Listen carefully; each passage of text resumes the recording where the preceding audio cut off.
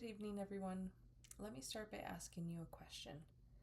What would you do if your job paid just enough to cover rent and food, but not enough to afford safe childcare? Would you quit your job? Would you leave your child with a stranger?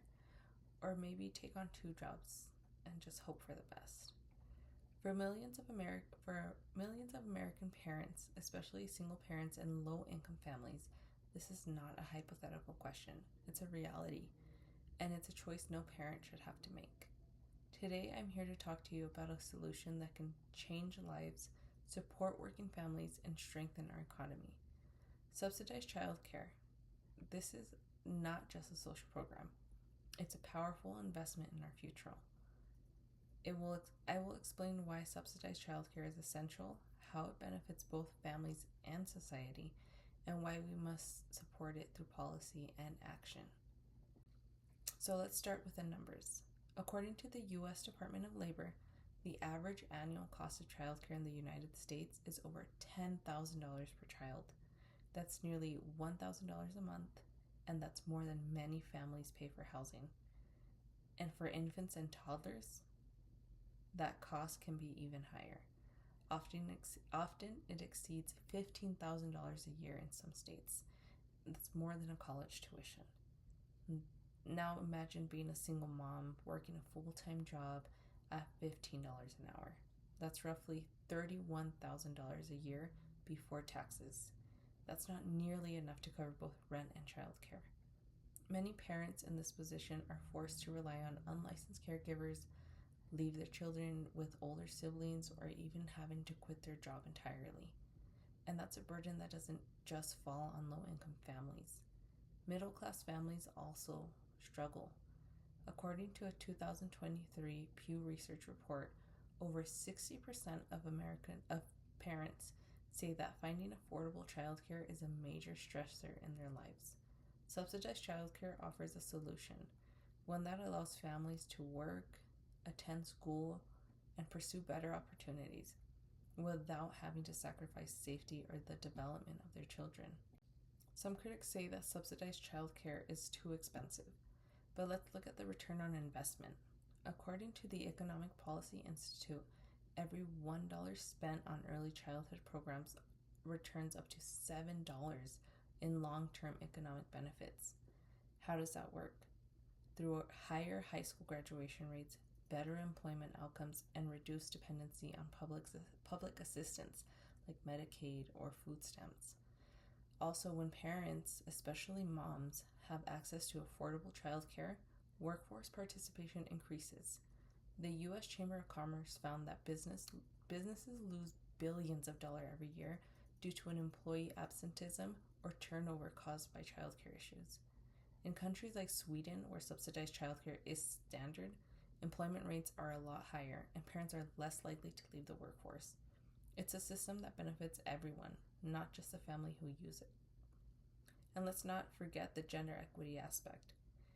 Women are disproportionately affected by the lack of affordable childcare. Many moms put their careers on hold or settle for part-time jobs, not because they want to, but because they have no other choice. Subsidized childcare helps close that gap by giving women the freedom to pursue their goals. Research from the National Institute for Early Education Research shows that children who attend high-quality early learning programs enter kindergarten more prepared, with better reading, math, and social skills. These children are less likely to repeat a grade, need special education courses, or drop out of high school later in life. Let's take Head Start, for example. It's a federally funded preschool program that serves low-income families. Long-term studies show that children who attended Head Start are more likely to graduate high school and attend college than their peers who didn't. Subsidized childcare often connects families with centers that follow early ed learning standards, employ trained educators, and provide structured activities that support children's cognitive and emotional growth. But let's be clear. Children shouldn't miss out on critical developmental milestones just because their parents can't afford private care. That's not fair. Now let's address some common concerns.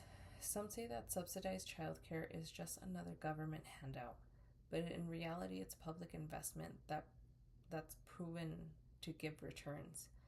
Just like we invest in roads, public schools, and law enforcement, we can and should invest in our youngest citizens.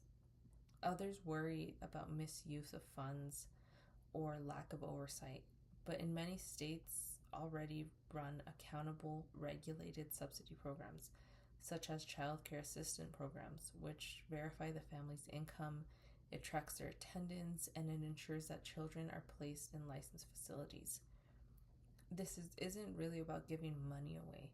It's about making smart, compassionate choices that lead to long-term stability for both families and our society. In closing, subsidized childcare isn't a luxury, it's a lifeline. It allows parents to work, pursue education, and provide for their families. It boosts the economy by increasing workforce participation, and it helps children start life on the right foot, regardless of their background they come from. If we truly care about family values, economic growth, and equal opportunity, we need to support policies that make childcare affordable and accessible for everyone. So, what can we do? We can speak up, we can support local and national measures that fund childcare programs, we can contact our representatives, we can share our story or the story of somebody that we know who has struggled with this issue. Because change happens when everyday people raise their voices. Let's invest in our families. Let's invest in our children. Let's invest in our future. Thank you, guys.